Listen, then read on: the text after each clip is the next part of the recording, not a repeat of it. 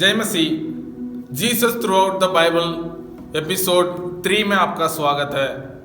आज हम देखेंगे निर्गमन के पुस्तक में यीशु मसीह कौन है। निर्गमन के पुस्तक में यीशु मसीह पसहा का मेमना, Jesus is the pass over lamb. So will read exodus chapter 12 verses 21 and 23। हम पढ़ेंगे निर्गमन अध्याय 12 का 21 और 23 हम पढ़ेंगे। तुम अपने अपने कुल के अनुसार एक मेमना अलग रखो और पसहा का पशु बलि करना। 21-23 में लिखा गया है, क्योंकि यहोवा देश के बीच में होकर मिस्रियों को मारता जाएगा, इसलिए जहां जहां वह चौखट के सिरे और दोनों आंगनों पर उस लहू को देखेगा, वहां वहां वह उस द्वार को छोड़ जाएगा और नाश करने वालों को तुम्हारे घरों में मारने के लिए ना जाने देगा। तो हम देखते हैं, कहानी को जानते हैं। मिस्र देश से इजरायलियों को तब मूसा के द्वारा बाहर लेके जाना था। तब ये मारने वाला दूत के साथ ये घटना होती है। तो परमेश्वर ने बोला मिस्रियों को मारने के लिए मैं वो दूत को भेजूंगा। वो मारने वाला अगर जिस जिस घर में लहू नहीं दिखेगा उनके घर के लोग में पहलौठा को मारा जाएगा। तो ये था। तो मिस्र यहूदियों ने सबने या इजरायलियों सब ने क्या किया, अपने द्वारों को चौखटों पर उन्होंने लहू लगाया। जितने घरों में लहू दिखे गई वहां उसने प्रवेश नहीं किया और परमेश्वर ने उस जगह को उन्होंने क्या किया, या अनदेखा किया। उन्होंने लहू के वजह से, जो लगाया हुआ लहू की वजह से वहां कोई भी मृत्यु नहीं हुआ। तो हम नया नियम में तो वहां से लेकर अभी तक यहूदी या इजरायली मनाते हैं कि पसहा का पर्व वो मनाते हैं। तो पसहा का पर्व ये उनको दर्शाता है कि जो मेमना जो मरती है वो जो है हमारे पापों के लिए, जो वो बलि चढ़ाता है उनके पापों के लिए वो लहू बहाया जाता है। तो यीशु मसीह को वो मेमना जो है यीशु मसीह को दर्शाता है। यदि हम पढ़ते हैं यूहन्ना अध्याय 1 का 29 और 36 हम पढ़ते हैं।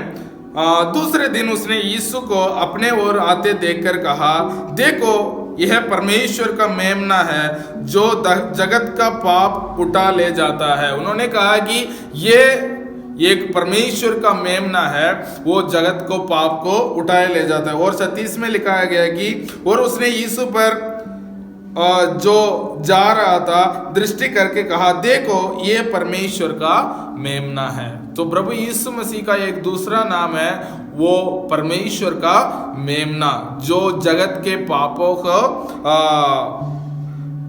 को उठा ले जाता है।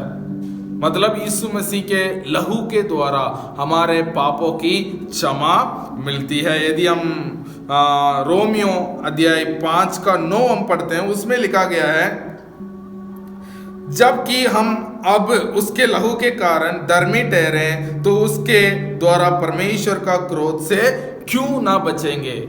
वचन में लिखा गया कि हम परमेश्वर प्रभु यीशु मसीह के लहू के द्वारा पहले हम पापी थे, अभी हम धर्मी ठहरे गए हैं।